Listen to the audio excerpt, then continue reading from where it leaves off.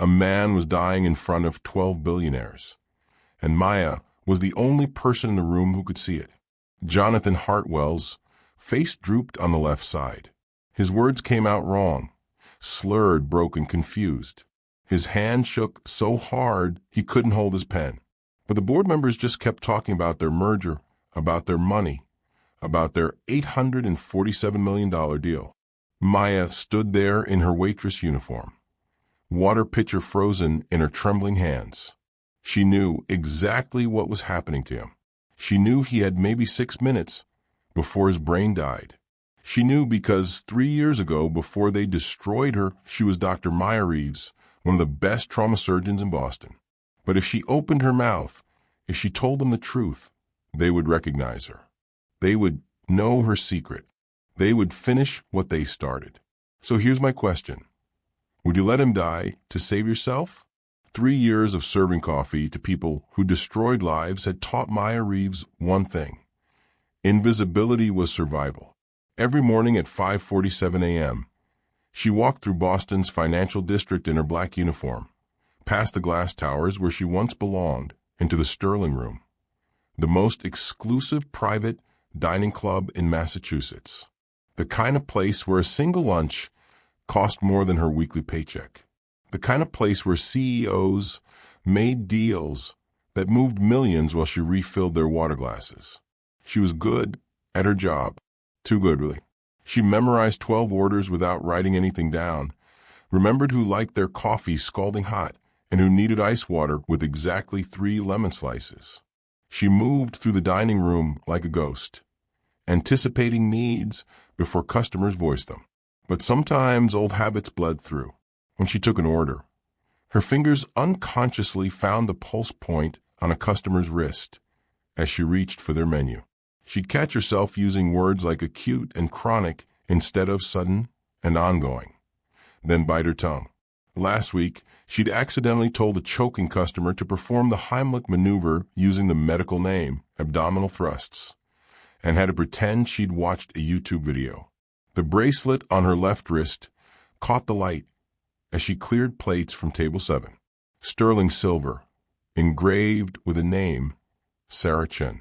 The weight of it reminded her every day why she stayed hidden, why she worked here of all places, serving the exact type of people who destroyed her career. Her bank account sat at $890. Rent was due in 6 days, $1,200 for a studio apartment in Dorchester that smelled like mold and disappointment. She'd need tonight's tips just to make it. The Sterling Room smelled like money, truffle oil and aged whiskey, leather briefcases and expensive cologne. The sound was constant negotiation, voices dropping low over contracts, the clink of crystal glasses sealing deals worth more than most people earned in a lifetime. Her starched uniform scratched against her neck, a constant reminder that she didn't belong here anymore. But Maya had a reason for choosing this restaurant. Every pharmaceutical executive in Boston ate here. Every board member, every CEO, every person connected to the industry that destroyed her came through these doors eventually. And while they ate and talked and bragged, Maya listened. She remembered. She documented everything in a notebook hidden under her mattress at home. Because invisibility wasn't just survival. It was strategy. And she'd been invisible for 3 years, waiting for the right moment to make them see her again. Jonathan Hartwell entered boardrooms the way others enter churches. With absolute certainty, he belonged there. Maya watched from the service station as he arrived at 1:15 p.m., 15 minutes early for the most important meeting of his career.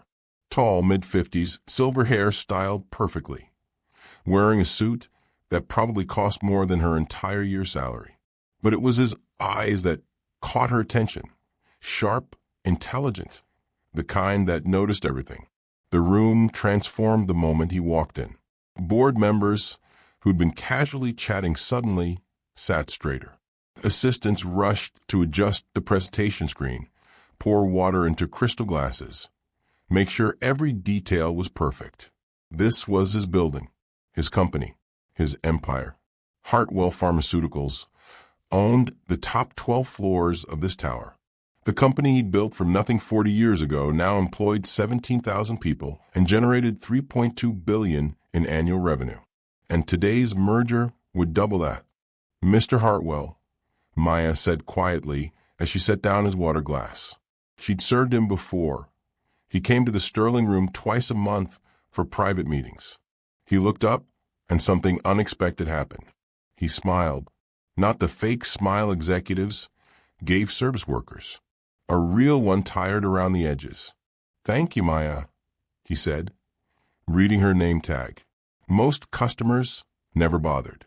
She nodded and stepped back, but she'd already noticed the tremor in his hand, the dark circles under his eyes that expensive concealer couldn't quite hide. The way he rubbed his left temple like a headache lived there permanently. "Jonathan doesn't lose," Victoria Cross said to another board member near the door. Victoria was Hartwell's lead legal counsel, a woman in her 40s with perfect posture and eyes like a shark. 38 years in business. Never lost a major negotiation. Not once. But Maya saw what Victoria didn't. Hartwell looked exhausted, stressed beyond normal executive pressure. His shoulders carried weight that had nothing to do with business. The other board members filed in. Richard Donovan, tall and cruel-faced. Patricia Chen, elegant and cold.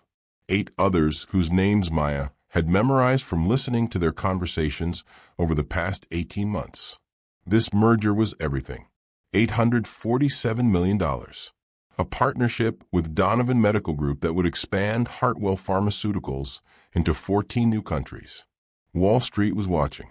Shareholders were demanding. Jonathan Hartwell's entire legacy rode on the next 3 hours. Maya refilled coffee cups and tried to ignore the tightness in her chest. Because she recognized this building. She knew these hallways. 5 years ago, she'd walked through the sky bridge that connected this tower to Massachusetts General Hospital. Back when she wore scrubs instead of a uniform. Back when people called her doctor. And she knew something else. Something that complicated everything. The hospital wing where she'd trained. Where she'd performed her first solo surgery. Where she'd saved 63 lives before they destroyed her career. It existed because of Jonathan Hartwell's personal donation. $20 million. His name was literally on the building. The man who owned the company connected to her destruction had also funded the place where she'd become a surgeon. Maya didn't know whether that made him an ally or an enemy. But in 90 seconds, none of that would matter. The moment Maya saw his left eye droop, her medical training screamed what her survival instinct begged her to ignore. Hartwell had been mid-sentence, discussing profit margins for the European market expansion, when his words started slurring. Not dramatically. Just enough that Patricia Chen glanced at him with mild concern before checking her watch, probably assuming he was tired. But Maya saw more. 3 years away from medicine hadn't erased her ability to diagnose at a glance. His left eyelid sagged lower than the right. His mouth drooped on one side when he spoke. His left hand trembled against the table while his right hand stayed steady. And his words, they weren't just slurred. They were wrong. He said quartile when he meant quarter. He said expansion 3 times in one sentence. Maya's heart slammed against her ribs. She knew these symptoms. She'd seen them 100 times in the emergency room. She knew exactly what they meant and exactly how little time he had. She stood frozen by the coffee station, water pitcher in her shaking hands, while her brain calculated odds. If she stayed quiet, he would die. His brain would suffocate. Permanent damage in 6 minutes. Death in 12. But if she spoke up, if she revealed what she knew, they would recognize her. Victoria Cross already worked for Donovan Medical Group back then. Richard Donovan had personally signed the documents that destroyed her license. Speaking up meant exposure. Exposure meant danger. Danger meant losing the fragile safety she'd built over 3 years of hiding. "Jonathan, are you feeling all right?" Richard Donovan asked, but his tone held impatience not concern. The merger documents sat and signed. $847 million waited. Nobody wanted delays. Fine, Hartwell mumbled. But the word came out like fi. He blinked hard, confused by his own mouth's betrayal. Maya moved forward. Her body decided before her mind could stop it. "Excuse me," she said quietly, approaching the table. "I think we should call 911. 12 faces turned to stare at her. The temperature in the room dropped 20 degrees. "I'm sorry." Patricia Chen's voice could have cut glass. "Did a waitress just interrupt a private board meeting?" "He's showing signs of a medical emergency," Maya said, trying to keep her voice steady. "His speech is impaired. His face is—" "He's exhausted," Richard Donovan interrupted, standing up. His 6'3" frame towered over her. "We've been negotiating for 6 hours, and you're disrupting a billion-dollar deal because a man stumbled over a word." The sneer in his voice was familiar. That same contempt she'd heard 3 years ago when they called her a liar, when they destroyed everything she'd worked for. "I really think," Maya started. "You're not paid to think," Patricia snapped. "You're paid to pour coffee. Now either do your job or leave." But Maya saw Victoria Cross go pale, saw recognition flash across the lawyer's face like lightning. Victoria leaned forward, her voice urgent and low. "Everyone, perhaps we should take a brief recess." "No," Richard cut her off. "What we should do is have security remove this woman for disrupting." Hartwell made a sound, not a word, just a confused, frightened noise as his left arm stopped responding. Maya watched his symptoms cascade, watched the clock in her head count down, watched a man's brain begin to die while 12 brilliant people argued about money. The junior assistant in the corner, a kid who couldn't be older than 23, stared at Hartwell with wide eyes. The security guard by the door shifted uncomfortably, hand on his radio, but not calling anyone. Everyone in this room knew something was wrong, but nobody wanted to be the one to stop the deal. Maya looked at Jonathan Hartwell's confused, drooping face, looked at the medical bracelet on her own wrist, thought about Sarah Chen, who died because people like this ignored warnings. She pulled out her phone. "She's just a waitress," Richard Donovan said, his voice dripping with contempt. "She's playing doctor. Someone get her out of here." Maya met his eyes, and for the first time in 3 years, she stopped hiding. Maya's hands moved before her mind could stop them, and the words came out with surgical precision. Facial droop, left-sided weakness, speech aphasia, acute onset, he's having an ischemic stroke, and you have 6 minutes. The room went silent. She didn't stop, couldn't stop. 3 years of suppressed medical knowledge poured out in 10 seconds of perfect clarity. His left facial muscles aren't responding. His speech center is compromised. His left arm shows decreased motor function. These are textbook symptoms of a stroke affecting the right hemisphere of his brain. Every minute without treatment kills nearly 2 million neurons. Maya pulled out her phone, dialed 911, her voice shifting into the clinical calm she'd used 1,000 times in emergency rooms. "This is Dr. Maya Reeves. I need an ambulance at the Sterling Room, 400 Atlantic Avenue, penthouse level. 56-year-old male, ischemic stroke. Symptom onset approximately 4 minutes ago. Patient is conscious, but showing progressive neurological deficits." "You're unlicensed," Victoria Cross said, standing up so fast her chair fell backward. "You're disgraced. You can't." Nobody listened to her. But Maya was already moving to Hartwell's side, her hands checking his pulse, her eyes tracking his pupil response. "Can you raise both arms for me, Jonathan?" she asked. He tried. His right arm lifted. His left arm barely moved. "Can you smile?" His face twisted asymmetrically, the left side frozen. Richard Donovan grabbed her shoulder. "Security, remove this woman immediately. Touch me again, and you're liable for preventing medical care," Maya said, without looking at him. Her voice had changed. This wasn't a waitress anymore. This was Dr. Maya Reeves, chief resident, the woman who'd led trauma teams through 72-hour shifts. Hartwell's eyes found hers through his confusion. Something passed between them. Recognition, maybe, or just the desperate understanding of a dying man seeing the only person trying to save him. Jonathan Hartwell had built Hartwell Pharmaceuticals on trusting data over ego. He'd made his fortune by recognizing expertise when he saw it, regardless of where it came from. And as consciousness started to fade, as his brain screamed for oxygen it wasn't getting, he made a choice that would change both their lives. He believed the waitress. "Help her," he managed to whisper to his board. Sirens wailed in the distance, getting closer. So before we continue, I need to know, if you'd been in that boardroom, would you have trusted Maya or sided with the board members who called her nothing? Drop your answer below, because what happens next will test everything you think you know about power, expertise, and who deserves to be believed. The ambulance doors closed on Jonathan Hartwell at 2:47 p.m., and by 3:15 p.m., Victoria Cross had made 17 phone calls to bury Maya Reeves for the second time. Security escorted Maya out through the service entrance like she was a criminal. Her manager, Mr. Barrett, wouldn't even look at her as he handed her final paycheck. $342 that wouldn't even cover half her rent. "You're done in this city," he said quietly. Ms. Cross made that very clear. Maya's hands shook as she walked through Boston's financial district in the fading afternoon light. Every face looked like a threat. Every shadow felt like exposure.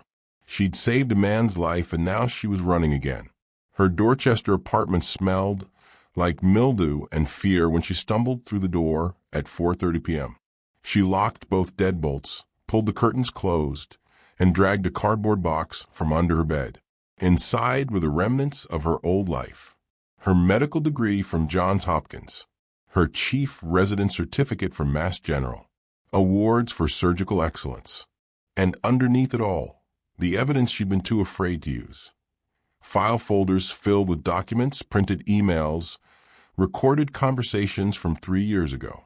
The memory came back sharp as broken glass. She'd been 29 years old, brilliant, rising fast. Led surgical resident monitoring cardiac patients in the Cardiozen trial. A new blood pressure medication Donovan Medical Group was rushing to market. Except the patients kept dying.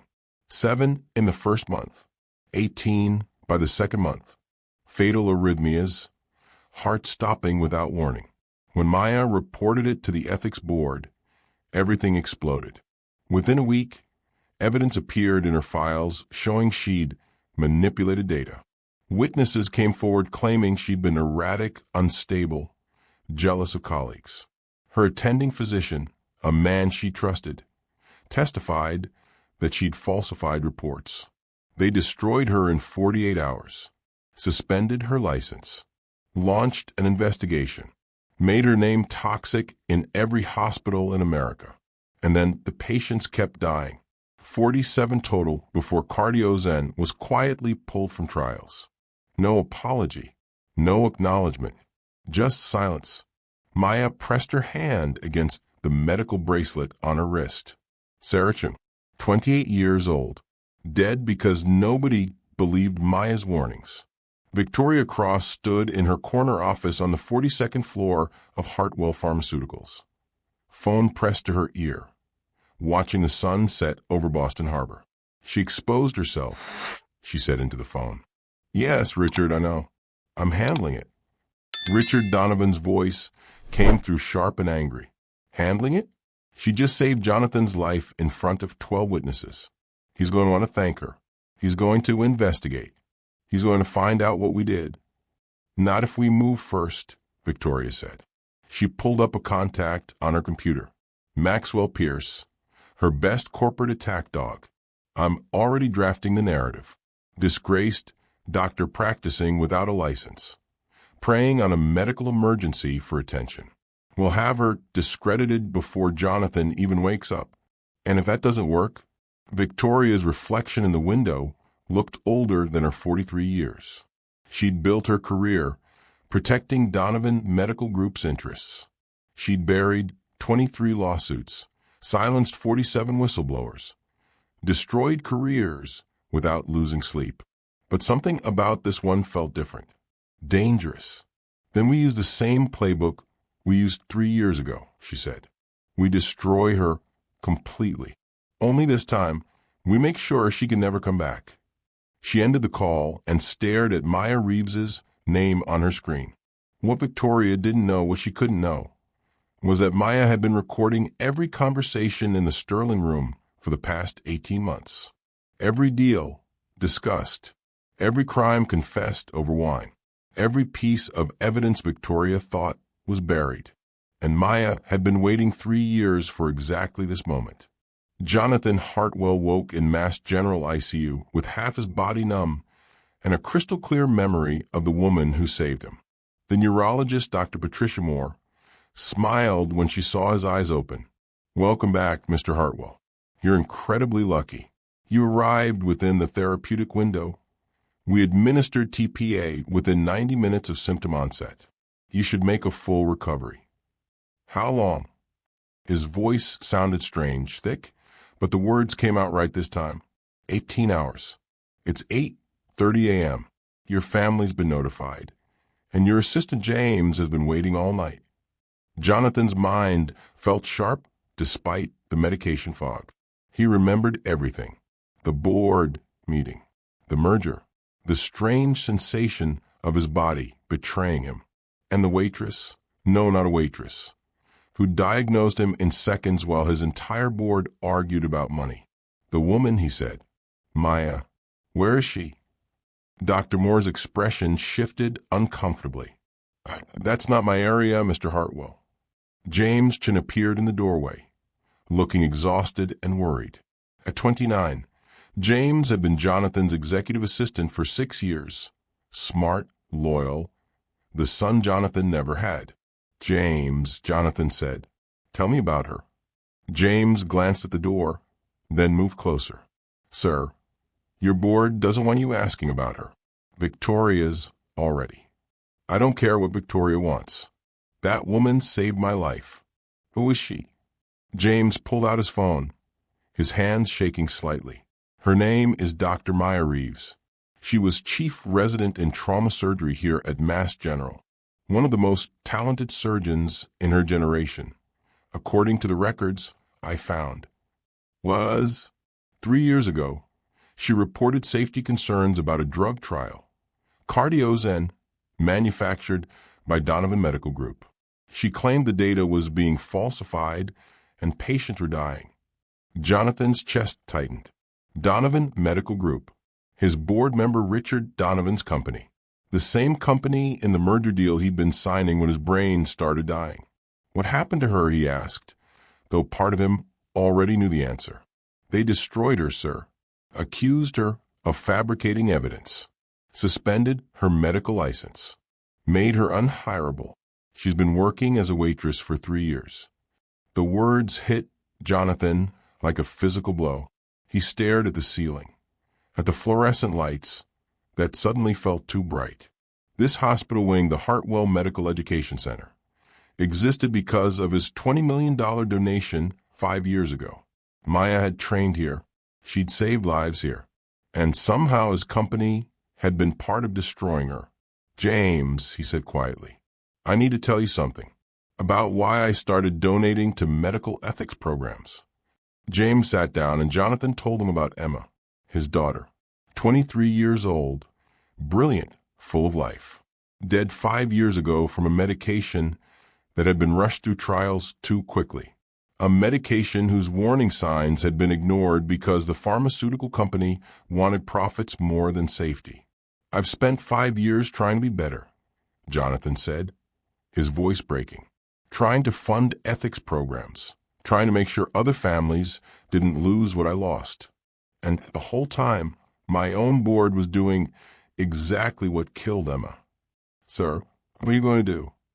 Jonathan Hartwell looked at his assistant with eyes that suddenly burned with purpose. I'm going to finish what Maya started. And I'm going to make sure Richard Donovan answers for every single person he killed. The subpoena arrived at 6:23 a.m., along with 2 lawyers, and a threat that would cost Maya everything she'd rebuilt. Maya had been awake for hours anyway, sitting at her kitchen table with cold coffee and the evidence box spread around her like armor. The knock on her door made her jump, sent her heart into her throat. Through the peephole, she saw 2 people in expensive suits holding briefcases. She knew what this was before she opened the door. Dr. Maya Reeves? The man was tall, mid-40s, with eyes like a shark. I'm Maxwell Pierce, legal counsel for Donovan Medical Group. This is my associate, Jennifer Walsh. We need to speak with you about yesterday's incident. The morning air felt like ice against Maya's skin. She didn't invite them in. What do you want? Maxwell smiled, but it didn't reach anywhere near his eyes. He handed her papers that rustled in the cold wind. This is a cease and desist order. You practiced medicine without a valid license yesterday, which is a criminal offense in Massachusetts. Our client is prepared to file charges unless you sign this non-disclosure agreement and leave Boston within 48 hours. The words tasted like metal in Maya's mouth. Fear, sharp and familiar. I saved a man's life. You interfered in a private business meeting and provided unlicensed medical advice that could have caused additional harm to Mr. Hartwell, Jennifer said, her voice clinical and cold. You're fortunate he survived, or we'd be discussing manslaughter charges. The lie was so blatant, so shameless, that Maya almost laughed. That's not what happened. That's what will happen, Maxwell said, when we contact every media outlet in Boston with the story of a disgraced doctor who stalked pharmaceutical executives for 3 years and finally found an opportunity to force her way back into relevance by creating a medical emergency. I didn't create. Sign the NDA. Take the severance payment we're offering, $50,000. Leave Boston. Start over somewhere else. Or we destroy what's left of your reputation so thoroughly that you'll never work again in any capacity. Maya's neighbor's door opened. Mrs. Kowalski, 82 years old, former emergency room nurse. The only person in this building who knew Maya's real story. She stood in her doorway in her bathrobe, eyes sharp despite her age. That girl saved lives for 6 years before you people destroyed her, Mrs. Kowalski said, her voice stronger than her frail body suggested. I know who you are. I know what you're doing, and I'm a witness to this conversation. Maxwell's expression didn't change. Ma'am, this is a private legal matter. I'm also recording this on my phone, Mrs. Kowalski said. So maybe you should be very careful about what threats you make next. The lawyers exchanged glances. Jennifer looked annoyed. Maxwell looked calculating. Maya found her voice, found the strength she'd been building for 3 years. I have recordings too, she said, from 3 years ago, from the Cardiozen trials. Conversations you thought were private.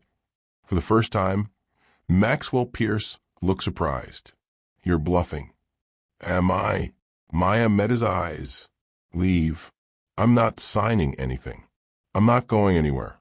And if you come back, I'll release everything I have to the FDA, the media, and the district attorney. They left, but the look Maxwell gave her promised this wasn't over.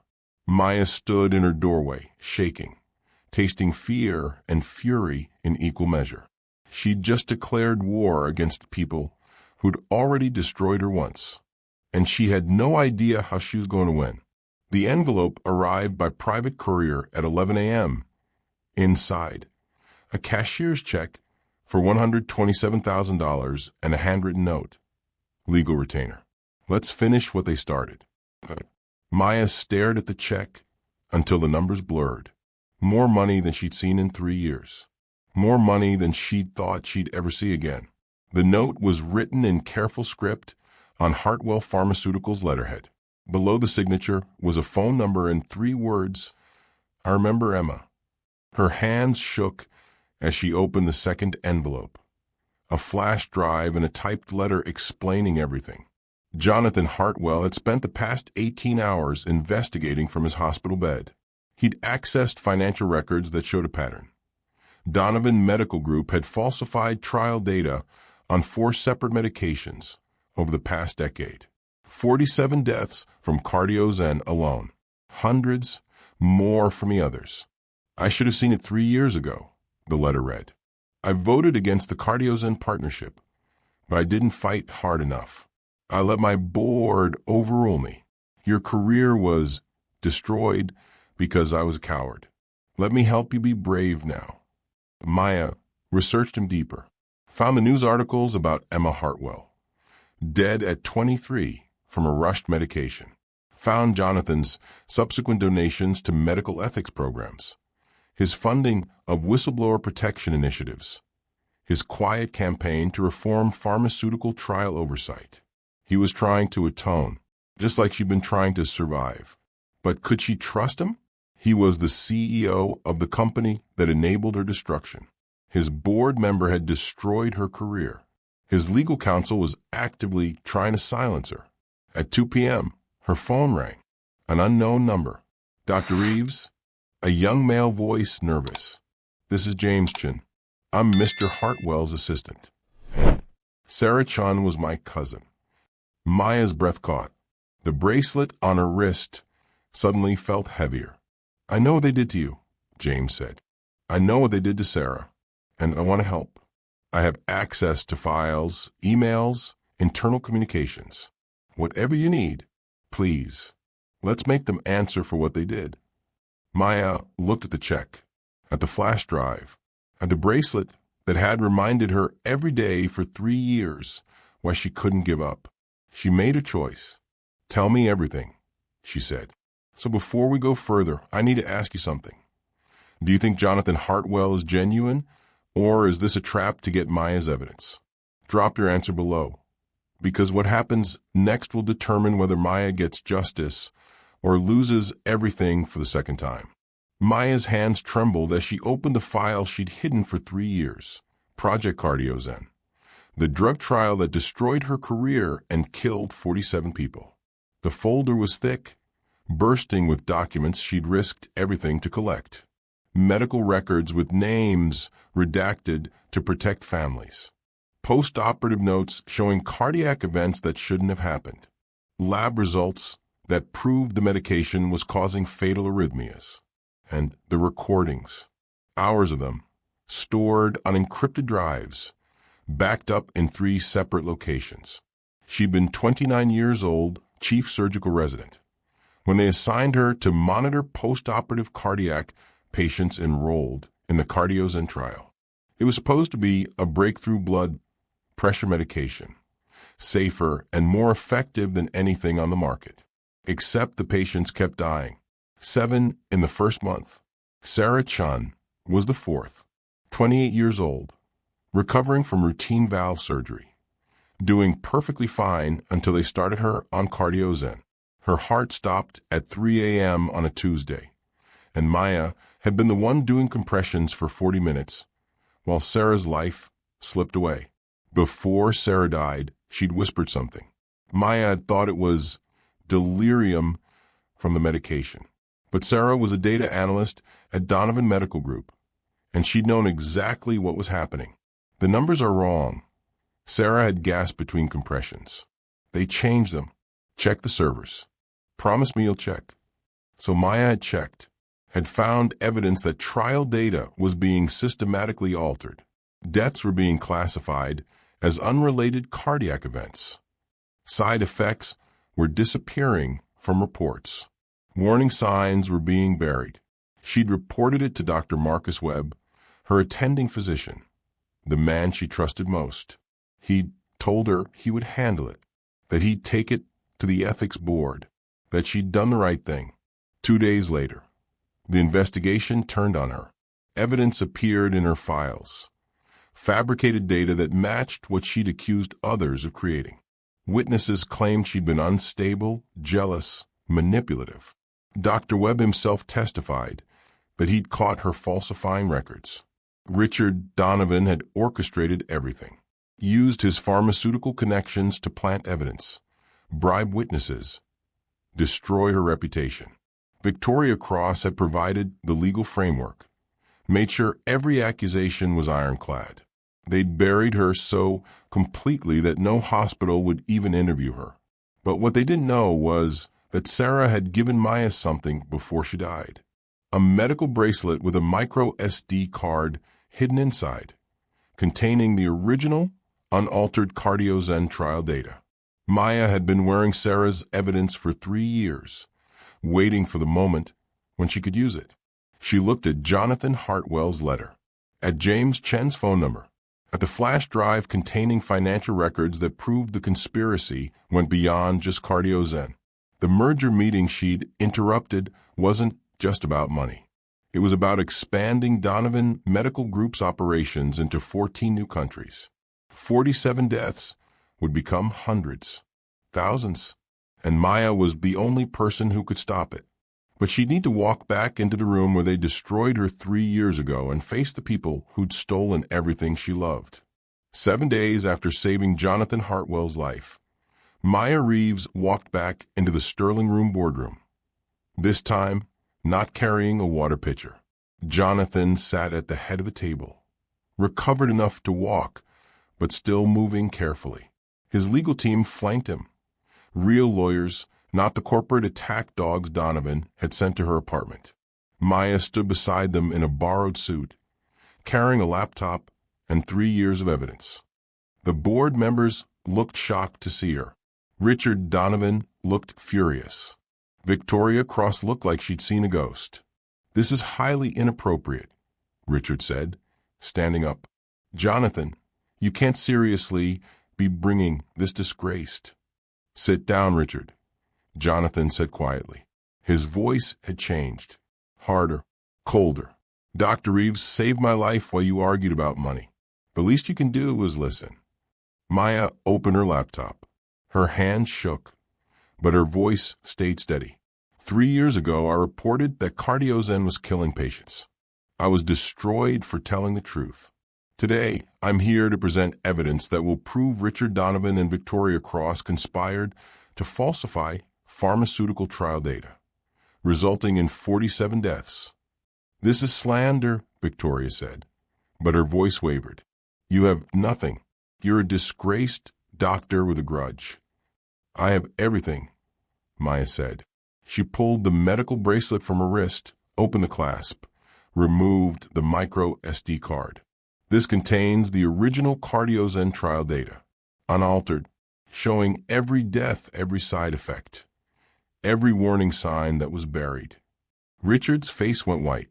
"I also have," Maya continued, 18 months of recorded conversations from this restaurant. Every deal discussed, every crime confessed, including your conversation last week, Richard, where you explicitly discussed covering up adverse effects in the new merger medications. "You can't use that," Richard said, but he was panicking now. "That's illegal recording. Massachusetts is a one-party consent state," Jonathan's lawyer said. "She can record any conversation she's part of. And as a waitress serving your table, she was part of every conversation." James Chin stood up from the far end of the table, holding a folder. His hands trembled, but his voice was clear. "I have internal emails, financial records, communications between Richard Donovan and Victoria Cross planning Dr. Reeves's destruction 3 years ago. My cousin Sarah died because of you. I won't let you do this to anyone else." Patricia Chen, James's aunt, looked at her nephew with tears in her eyes. Richard slammed his hand on the table. "If you make these accusations public, Maya, I will destroy you permanently. No medical license, no credibility, nothing. You'll lose everything." Maya met his eyes and smiled. "Richard, I already lost everything. 3 years ago. You made sure of that. So I have absolutely nothing left to lose. But you have everything to lose. And I'm going to take it all." Maya opened her laptop, projected the first file onto the boardroom screen, and spoke words that would dismantle an empire. "Let me introduce you to the 47 people Donovan Medical Group murdered." 47 faces appeared on the screen, men and women, young and old. Different races, different backgrounds, all with one thing in common. They trusted CardioZen, and it had killed them. "My name is Dr. Maya Reeves," she said, her voice steady despite the trembling in her hands.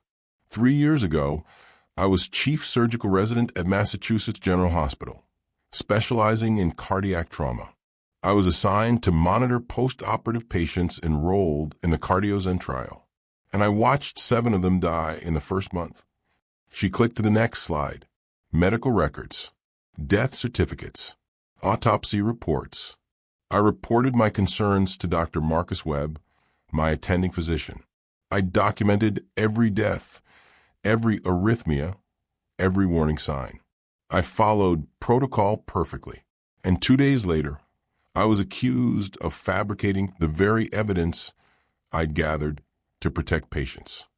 Richard Donovan stood up. "This is a vendetta. You were investigated and found." "I was framed," Maya said, her voice cutting through his protest like a scalpel. "And for 3 years, I've been gathering proof. While you ate your expensive meals and discussed your deals, I was listening, recording, documenting. Because, you see, I didn't stop being a doctor just because you took my license. I just became a different kind of investigator." She pulled the medical bracelet from her wrist, held it up for everyone to see. "Sarah Chen gave me this before she died. She was 20 years old, a data analyst at Donovan Medical Group, and she knew the trial data was being falsified. She copied the original files onto a micro SD card and hid it inside this bracelet. Her last words to me were, 'Promise me you'll check the numbers.'" Maya opened the bracelet clasp, removed the tiny card, inserted it into her laptop. The screen filled with spreadsheets, original CardioZen trial data, unaltered, showing every death classified as cardiac event, unrelated to study medication. "Sarah was James Chen's cousin," Maya said, looking at James, who had tears streaming down his face. "She died because I wasn't believed, and 40 more people died after her." Victoria Cross stood abruptly. "You can't prove." "I can prove everything, Victoria," Maya interrupted, "including why you Hartwell's own legal counsel were so desperate to silence me. Your husband, David Cross, is Donovan Medical Group's silent partner. He owns 18% of the company. 3 years ago, when I reported the CardioZen fraud, you orchestrated my destruction to protect your husband's investment. You weren't working for Hartwell's interests. You were working for Donovan's. You had a financial stake in covering up the fraud. Every death made you and your husband richer." Victoria's face drained of color. Maya played audio files, conversations recorded in this very room. Richard Donovan discussing how to manage adverse event reporting. Victoria Cross explaining how to structure NDAs to silence victims' families. Maxwell Pierce strategizing about destroying whistleblower credibility. The room sat in stunned silence. Richard finally spoke and his voice cracked. "You don't understand the pressure. The company was failing. My son's biotech startup had collapsed, and I felt like I'd failed him as a father. If CardioZen failed too, 3,000 people would lose their jobs. I was trying to save. 47 people are dead, Richard," Maya said, and her voice was ice. "You didn't save anyone. You murdered them. You falsified data, buried warnings, and destroyed anyone who tried to stop you. And you did it to protect your ego and your bank account. I was protecting jobs. Your fear doesn't justify 47 corpses," Maya said. Richard Donovan's face crumpled. For the first time in 30 years of pharmaceutical dominance, he looked like what he was, a man who'd sacrificed lives for profit and could no longer hide from what he'd done. Jonathan Hartwell stood, his recovered hand steady as he reached for the phone. "It's time," he said simply. And Maya knew that justice, delayed for 3 years, was finally coming. Victoria Cross made it 3 steps toward the door before FBI agents entered the boardroom. They'd been listening to everything through Hartwell's phone line to the district attorney's office. Victoria Cross, Richard Donovan. You're under arrest for conspiracy to commit fraud, falsification of federal drug trial data, and obstruction of justice, the lead agent said, badge gleaming under the boardroom lights. The room erupted. Board members stood. Lawyers started objecting, but the agents were already moving, handcuffs clicking into place with a sound that felt like vindication. Jonathan, you can't do this, Richard said, his voice desperate now. Think about the company. Think about the shareholders. I'm thinking about my daughter, Jonathan said quietly. Emma died because people like you rushed medications to market. I'm thinking about the 47 people Maya tried to save. And I'm thinking about how I'm going to live with myself if I let you walk out of here. He'd coordinated everything with the district attorney 2 days ago, had worn a wire to this meeting, had offered immunity to any board member who cooperated with the investigation. Patricia Chin stood, her elegant composure finally cracking. I gave them internal documents, she said, looking at her fellow board members. Emails showing Richard and Victoria planned Dr. Reeves's destruction. Financial records proving the fraud. My nephew James showed me what they'd done to his cousin Sarah, and I couldn't stay silent anymore. The junior board members who'd watched Maya be escorted out a week ago looked ashamed. One of them, a woman in her 30s named Rebecca Torres, spoke up. I'm sorry. I knew something was wrong, but I was afraid to speak up. I should have believed you. Even the security guard who'd hesitated to remove Maya approached her. Ma'am, I apologize. I should have trusted my instincts. You were trying to save a life. Maxwell Pierce, the lawyer who threatened Maya at dawn, was led away by state bar investigators. Disbarment proceedings would begin within days. The board voted unanimously, 8 votes, with Richard and Victoria abstaining from their handcuffs, to terminate the merger with Donovan Medical Group immediately. All partnerships severed, all contracts voided. Jonathan stood before the remaining board members, and for the first time in the 8 days since his stroke, he looked like himself again, strong, certain. 3 years ago, I knew something was wrong with CardioZen. I voted against it, but I didn't fight hard enough. I let my board overrule me because I was afraid of conflict, afraid of looking weak. Maya paid for my cowardice with her career. 47 people paid with their lives. His voice broke. I'm sorry. To Maya, to the families, to everyone who suffered because I wasn't brave enough to stop this.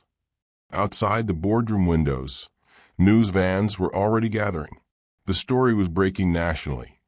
Pharmaceutical executive arrested for falsifying drug trial data. Whistleblower doctor vindicated. Maya watched Victoria and Richard being led away, watched justice happening in real time, and felt something she hadn't felt in 3 years. Not happiness, not yet, but something close to peace. So tell me, do you think justice was served here, or should there be more consequences for the people who stayed silent? Drop your answer below, because what Maya does next will depend on how we hold systems accountable, not just individuals. 42 days after saving Jonathan Hartwell's life, Maya Reeves stood before the Massachusetts Board of Medicine for the hearing she'd been denied 3 years ago. The same conference room, the same panel of doctors. But this time, Maya had evidence, witnesses, and the truth on her side. Dr. Marcus Webb, the attending physician who'd betrayed her, had already been stripped of his license for accepting bribes from Donovan Medical Group. The witnesses who'd testified against her had recanted under FBI questioning. The fabricated evidence in her files had been proven false. Dr. Helen Rodriguez, the board chair who'd originally suspended Maya's license, stood to speak. Dr. Reeves, on behalf of this board, I want to offer a formal apology. We failed you. We failed to investigate thoroughly. We allowed outside influence to corrupt our process. Your medical license is reinstated effective immediately, with full privileges restored. Jonathan Hartwell testified. his voice still carrying the slight slowness of stroke recovery. "Dr. Reeves saved my life at great personal risk. She's exactly the kind of physician medicine needs. Someone who puts patient safety above everything else." But Maya knew something the board didn't see. Her hands still shook in professional settings. She still flinched when men in suits raised their voices. She saw a therapist twice a week for PTSD. The license proved her innocence, but it couldn't erase 3 years of trauma. Still, it was a start, and Maya had plans for what came next. 6 months later, Dr. Maya Reeves scrubbed in for her first surgery since reinstatement, a cardiac procedure at Mass General's new Heart, Welch, and Ethics Wing. Her hands moved through the familiar ritual. Soap, water, surgical brush. The rhythm she'd missed for 3 years felt like coming home. The smell of antiseptic, the sound of monitors beeping, the weight of responsibility. She'd been born for this. Her patient was a 54-year-old woman named Diana Murphy, who'd come forward after seeing Maya's story on national news. Diana had been enrolled in a pharmaceutical trial that was causing dangerous side effects, and she'd been too afraid to report it until Maya showed her what courage looked like. "You ready, Dr. Reeves?" her surgical resident asked. Young, eager, reminding Maya of who she'd been at 26. "Ready," Maya said, and meant it. She still wore Sarah's bracelet during surgery, a violation of sterile protocol that she'd got special permission for. It reminded her why she fought, why she'd survived, why 47 deaths could never be forgotten. The surgery went perfectly. 3 hours. No complications. Diana would recover fully. Afterward, Maya met with Jonathan Hartwell in the hospital cafeteria. The same cafeteria where she'd eaten lunch as a resident, back when her future felt limitless. Jonathan had aged in 6 months, looked older, but somehow more at peace. He'd stepped down as CEO of Hartwell Pharmaceuticals, installed an independent ethics board, and now worked full-time as chair of the Chin Medical Ethics Foundation, the organization they'd founded together with his $4 million donation. 17 cases, Maya said, showing him her tablet. 17 other doctors destroyed by pharmaceutical companies over the past decade for reporting safety concerns. The foundation is investigating every 1 inch. Their relationship was complicated, not romantic, not friendship exactly, but something deeper. Shared trauma, shared mission, mutual respect earned through fire. Richard got 8 years federal prison, Jonathan said. Victoria got 5. Donovan Medical Group was dissolved. Assets seized to compensate victim families. It wasn't enough. It would never be enough, but it was something. Maya's trauma still lived in her body. She still had nightmares about being destroyed again, still struggled with trust, with vulnerability, with believing she deserved to be here. But she was healing slowly, with help. And she had purpose now, power, platform. She'd been on 60 Minutes, testified before Congress, spoken at medical schools across the country. The invisible waitress had become impossible to ignore. "They're asking me to teach medical ethics at Harvard," Maya said. "You should," Jonathan replied. "Those students need to learn from someone who paid the price for doing the right thing." Maya looked around the cafeteria, at the young residents grabbing coffee between shifts, at the attending physicians discussing cases, at the medical students studying in corners. This had been her world once. It could be her world again, but different this time. Better. "I want to tell you something," she said to the camera in her mind, to the viewers who'd followed this journey. "This story took 3 years, 47 deaths, and nearly losing everything twice. But here's what I learned. Your expertise doesn't live in your credentials. It lives in you. They can take your license, your job, your reputation, but they can't take your knowledge. They can't take what you know to be true. She thought about every person watching who'd been underestimated, dismissed, told they didn't matter because of their job title or appearance. If you've made it this far, you're part of something. A community that refuses to let invisible people stay invisible. I find these stories, doctors, lawyers, teachers, experts working jobs that hide their brilliance. Because society needs to remember that competence doesn't always look like power. Subscribe. Join the thousands of people that believe everyone deserves to be seen for who they really are. Drop below. What hidden skill do you have that would shock people? Your story might be next. 1 year later, Maya stood in a Harvard lecture hall, teaching medical ethics to 200 future doctors. Her medical coat hung next to a framed photo of Sarah Chen, a reminder of why this work mattered. Jonathan had fully retired from pharmaceuticals, dedicating his life to reform. The Chen Medical Ethics Foundation had protected 23 whistleblowers, exposed 4 pharmaceutical fraud cases, and changed federal trial reporting requirements. And 17 destroyed doctors were being vindicated one by one. The fight continued. But for the first time in 3 years, Maya wasn't fighting alone.